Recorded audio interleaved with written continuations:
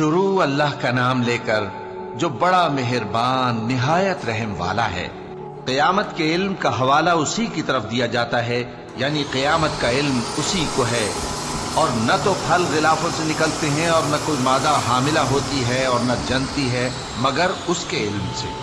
اور جس دن وہ ان کو پکارے گا اور کہے گا کہ میرے شریک کہاں ہیں، تو وہ کہیں گے کہ ہم تجھ سے عرض کرتے ہیں کہ ہم میں سے کسی کو ان کی خبر ہی نہیں، اور جن کو پہلے وہ اللہ کے سوا پکارا کرتے تھے سب ان سے گم ہو جائیں گے، اور وہ یقین کر لیں گے کہ ان کے لیے کوئی راہ فرار نہیں۔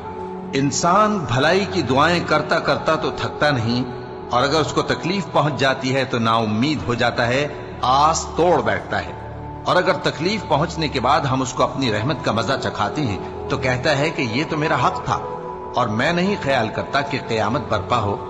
اور اگر قیامت سچ مچ ہو بھی اور میں اپنے پروردگار کی طرف لوٹایا بھی جاؤں تو میرے لیے اس کے ہاں بھی خوشحالی ہوگی۔ پس کافر جو کچھ کیا کرتے ہیں وہ ہم ضرور ان کو جتائیں گے اور ان کو سخت عذاب کا مزہ چکھائیں گے۔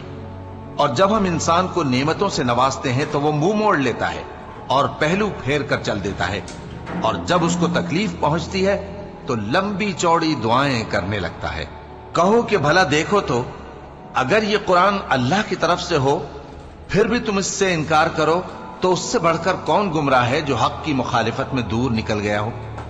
ہم ان قریب ان کو اطراف عالم میں بھی اور خود ان کی ذات میں بھی اپنی نشانیاں دکھائیں گے، یہاں تک کہ ان پر ظاہر ہو جائے گا کہ قرآن حق ہے۔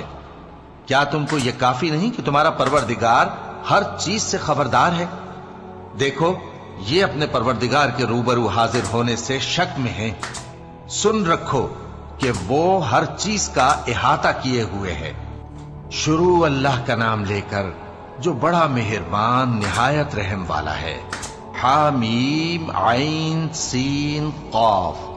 اللہ غالب و دانا اسی طرح تمہاری طرف ہدایات بھیجتا ہے جس طرح تم سے پہلے لوگوں کی طرف وہی بھیجتا رہا ہے۔ جو کچھ آسمانوں میں اور جو کچھ زمین میں ہے سب اسی کا ہے، اور وہ بلند و برتر ہے، عظیم ہے۔ قریب ہے کہ آسمان اوپر سے پھٹ پڑیں اور فرشتے اپنے پروردگار کی تعریف کے ساتھ اس کی تسبیح کرتے رہتے، اور جو لوگ زمین میں ہیں ان کے لیے معافی مانگتے رہتے ہیں۔ سن رکھو کہ اللہ بخشنے والا مہربان ہے، اور جن لوگوں نے اس کے سوا کارساز بنا رکھے